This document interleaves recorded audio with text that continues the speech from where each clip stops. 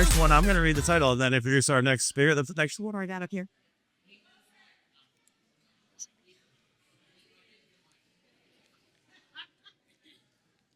For the next speaker, I'm going to read the title and then introduce her because the next title is fantastic. OMG, Mom, everyone knows I'm gay. And the speaker that's going to present next is Kelly SCHOEN. Hi, everybody. Can you hear me? Is it good? Okay. Whew. I'm like totally emotional. These beautiful stories are just so heartfelt and I'm overwhelmed. Okay. As a little girl, I loved rainbows and unicorns. I remember once my mom told me that the rainbow flag was for a certain group of people, and I wasn't one of them. I don't remember her explanation, but I do remember thinking, well, any group that has a rainbow as their symbol, I want to be part of this. Fast forward to I'm 19. I stumble onto my first Pride festival while visiting a friend in DC. And it was totally by chance, but I was blown away. The joy, the power, the creativity, the strength, and yes, the rainbows. It was like someone had taken every good thing about humanity and thrown it into a dance party. Years later, my husband and I moved back to Cincinnati and specifically Madeira, yes, cousin schools. It was Father's Day weekend in 2008. Our son was 3 years old. We decided to spend the day at the Pride Parade in Clifton. I'll never forget him on my husband's shoulders, wide eyes, marveling at the pretty princesses on the floats, who were, of course, fabulous drag queens. We had so much fun, it became a family tradition to go to Pride every year.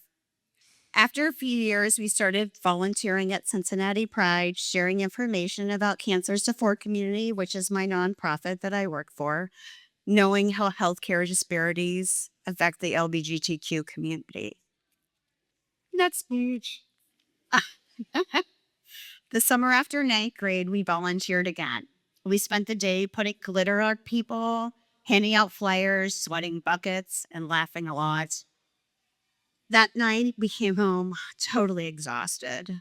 I remember laying on the couch with my son, half asleep. We're all covered in glitter. And he whispered, "Mom, I think I'm gay." I said, "Okay." I told him I had a feeling and I thanked him for telling me. Then I asked if we could bring Daddy in, and we did. And later I asked if he wanted to tell friends and family, and he said, "I don't know yet." And as a social worker that I am, I followed his lead. I wanted him to own his story and share when he was ready. Fast forward a year later, I noticed him going to coffee, texting, hanging out with a lot with one girl from school. So I go into his room and I say, "Hey, remember what you told me last summer? Just want to make sure this girl doesn't get the wrong impression." He bursts out laughing and says, "Oh my God, Mom, everybody knows I'm gay and it's not a thing." It was so matter of fact, so normal, and honestly, that's exactly how I hoped it would be. No drama, no fear, just the truth. I'm so grateful he found his place here at Madeira. Friends who love him exactly who he is. And I'm deeply thankful to his friends' parents who welcomed into their homes for sleepovers, even though he was the only guy. I'm grateful to the school where he helped create a social justice club and where teachers proudly displayed pride flags in their classrooms, quiet symbols of support, and spoke volumes. I'm grateful to the Inclusion Committee for fighting to have our very first Pride picnics and to everyone who showed up at city council meetings to make it happen, because it could get ugly, and they were very brave. And my hope is that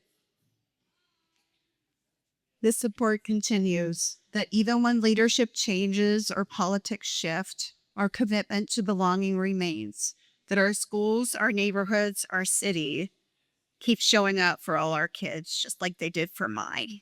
And yes, I still love rainbows and butterflies.